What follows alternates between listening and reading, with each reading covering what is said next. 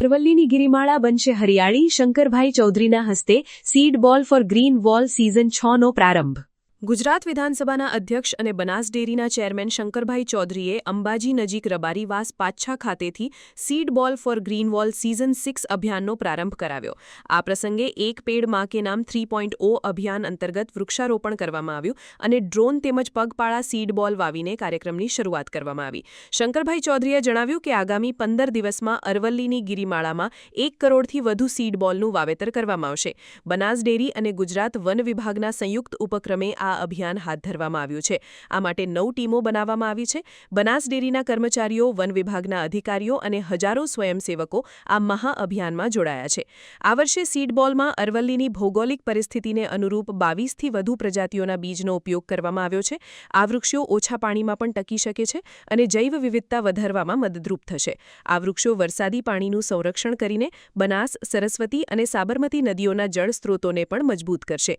બનાસકાંઠાની મહિલા પશુપાલકોએ ગોબર અને માટીમાંથી સીડ બોલ બનાવ્યા છે. પર્વતીય અને દુર્ગમ વિસ્તારોમાં વૃક્ષારોપણ માટે આ સૌથી અસરકારક અને ઓછા ખર્ચાળ પદ્ધતિ છે.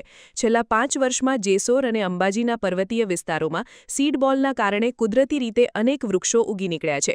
શંકરભાઈ ચૌધરીએ ઉમેર્યું કે વિશ્વ પર્યાવરણ દિવસે વડાપ્રધાન નરેન્દ્રભાઈ મોદીએ અરવલ્લીને ગ્રીન વોલ તરીકે વિકસાવવાની વાત કરી હતી. એ જ વિઝનને આગળ વધારવા બનાસ ડેરી સતત 6 વર્ષથી આ જન આંદોલન ચલાવી રહી છે, જેથી આવનારી પેઢીને સ્વચ્છ અને સ્વસ્થ પર્યાવરણ મળી રહે. આ પ્રસંગે મંત્રી સ્વરૂપજી ઠાકોર, જિલ્લા પંચાયત પ્રમુખ વસંતભાઈ પુરોહિત, પાલનપુર ધારાસભ્ય અનિકેત ઠાકર, ધાનેરા ધારાસભ્ય માવજીભાઈ દેસાઈ, રાધનપુર ધારાસભ્ય લવિનજી ઠાકોર, બનાસ ડેરીના નિયામક મંડળના સભ્યો, વન વિભાગના અધિકારીઓ અને મોટી સંખ્યામાં ગ્રામજનો ઉપસ્થિત રહ્યા હતા. છેલ્લા 6 વર્ષથી સીડ બોલ અભિયાન એ અરવલ્લીની ગિરિમાળાઓમાં બનાસના પ્રજાજનો, બનાસ ડેરી, ફોરેસ્ટ ડિપાર્ટમેન્ટ સૌ સાથે મળીને અલગ અલગ સ્વૈચ્છિક સંસ્થાઓ, જ્ઞાતિ સમાજના ગ્રુપો, બધી ટીમો સાથે મળીને સહકારી આગેવાનો ગામે ગામથી બધા પર્વતો ઉપર આવીને સીડબોલ નાખવાનું કામ કરે છે.